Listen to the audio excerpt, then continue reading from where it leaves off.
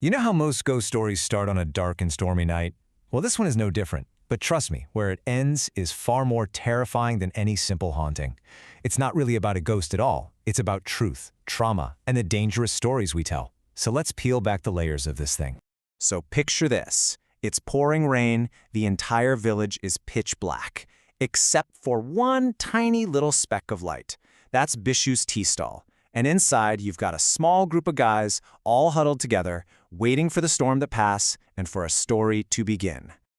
The man who's about to tell the story is Brajamon. He's a retired schoolmaster, a man of logic and education. And his audience? A bunch of local farmers. Tough guys, for sure, but right now they're completely captive, stuck by the storm and hanging on the promise of a good tale. So naturally, they ask him, this man of logic, do you really believe in ghosts? And he doesn't just give them a simple yes or no.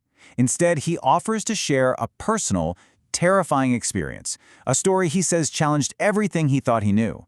And it's right there inside his story that we're going to find the real truth. So Brojamohan begins his story. He says that years ago, he moved his wife and his young daughter into this vacant two-story house. Now, this place already had a bit of a dark reputation. Turns out the last owner, a ruthless moneylender, had died there under, well, mysterious circumstances.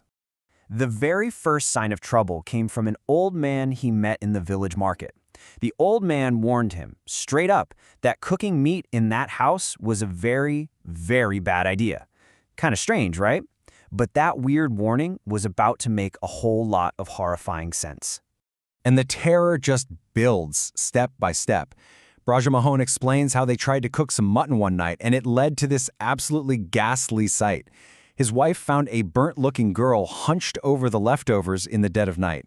Then, soon after, his daughter Binny is attacked by an imaginary friend who leaves deep, very real scratches on her arms.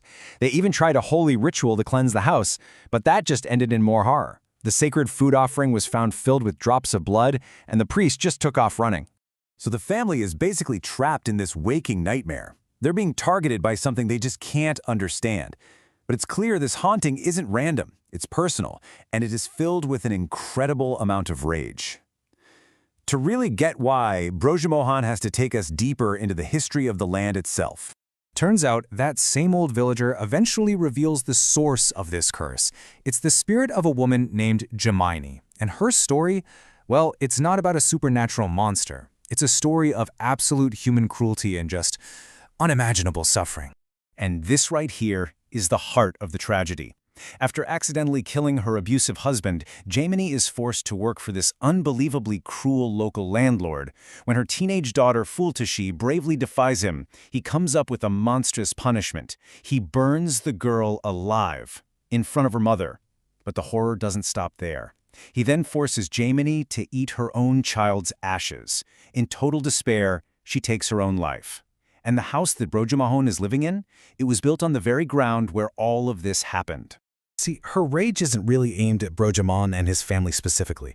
It's more like an indiscriminate curse, born from an injustice so profound it has literally poisoned the earth.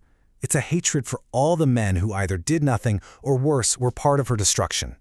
All right, so now we're back in the tea stall, and Brojamohan is reaching the climax of his story. He's describing the final, terrifying night in the house, where he decides he's going to make a stand against the spirits of Jamaini and her daughter. And man, he paints quite a picture for his audience. The whole house is shaking violently.